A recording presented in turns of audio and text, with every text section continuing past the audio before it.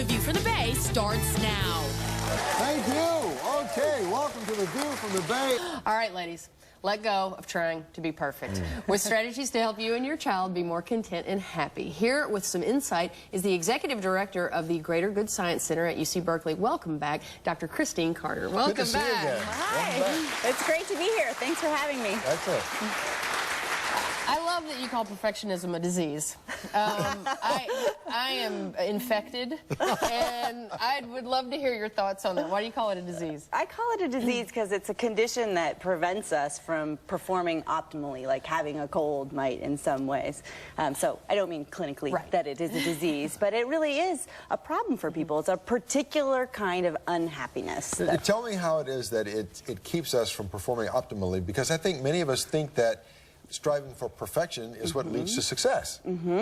Yeah, actually, it doesn't. That's sort of a common misconception that perfectionists are successful always. And actually, there's an irony here to perfectionism, in that being a perfectionist really means that you're driven, at least in part, by a fear of making mistakes, a fear of failing. And so that takes a lot of energy to be driven by a fear of being judged by others or looking stupid. Don't you find moms too? I mean, like, especially moms, there's so much pressure to be this. There's this facade that I think we all feel like we have to live up against, and I think a lot of moms would agree that facade and what's really going on at home are two totally different things. But it's that perfectionism for the facade, not for the life.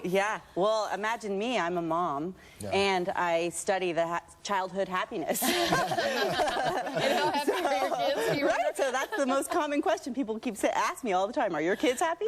So I certainly relate to that as a mom, and that feeling like I want my kids to be perfectly happy. Well, what was your aha moment when you realized that, you know, I can't be perfect, so why am I placing all this pressure on myself? Well, there were a few moments. One is realizing that all the research around why people tend to be successful, why elite performers, for example, get to where they are, why highly successful people get to where they are. You know, there is lots of research across lots of different disciplines, and perfectionism is never one of those factors.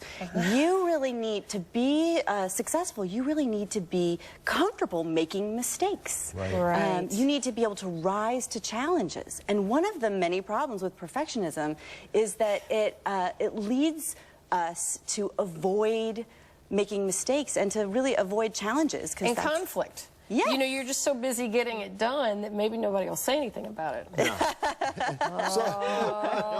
Testify. Can I hear it out in the audience? So if not perfection, then what is it we should be striving for? What should be that motivating force that drives us to be really, really good at stuff? Well, I think that people think that if they're not perfectionists, then they won't be really, really good at stuff. So I think it's important for people to understand that we're not talking about lowering the bar here or being less successful. That it is perfectly fine to strive for success, but one way to handle this conflict is to decide what success is for you. And then when you meet it, when you meet that expectation in yourself or in your children, be happy with it.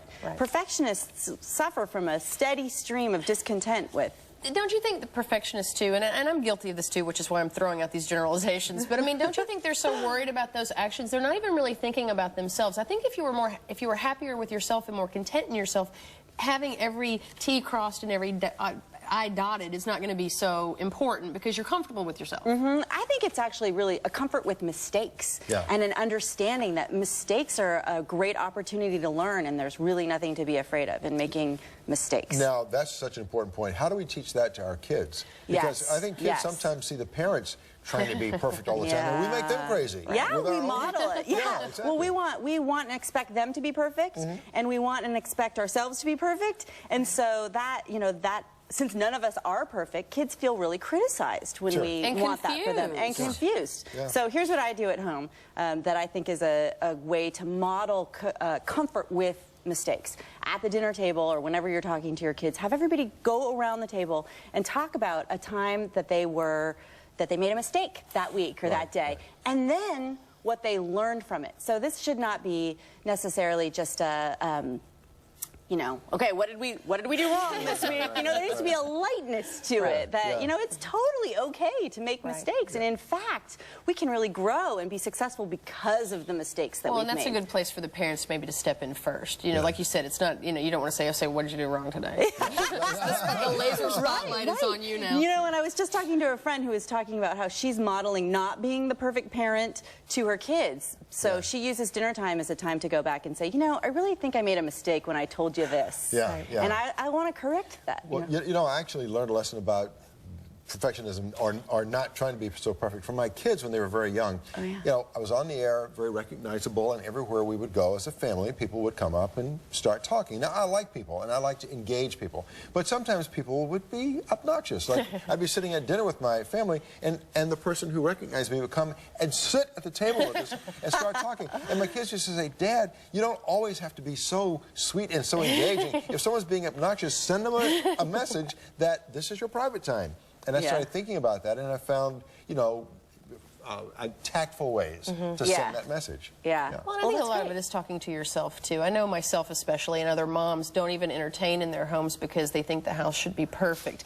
And it's this cyclical thing, you know, it's like you don't feel good enough about your house, so you don't have friends over, and now you're alone, and you don't ever have parties. I mean, it's so much about letting that go. Yes, absolutely. And finding ways to be happy. You know, really, one of the most important things in being happy is having friends and letting go of all those little imperfections. You know, sometimes second best really is good enough. Or even better. Yeah, or even better. You know, I agree with that wholeheartedly. And I think letting go and just being yourself is absolutely, it's what's changed my life. People, there was a quote that I read a long time ago, and I don't know who said it, but it says, you are cooler than your stuff. That is true. So, I'd have to agree with that. Next time we mess up on the show and the bosses say, why did you do that? Say, hey, man, I'm letting go.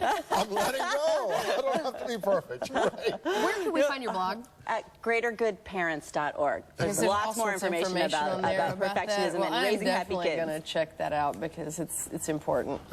Thank you. Dr. Christine Carter, thank you so much. So good to see you again, as Such always. good information. You got to come back. I will. Have an almost perfect weekend. Almost. And if you mess up, it's okay. See you.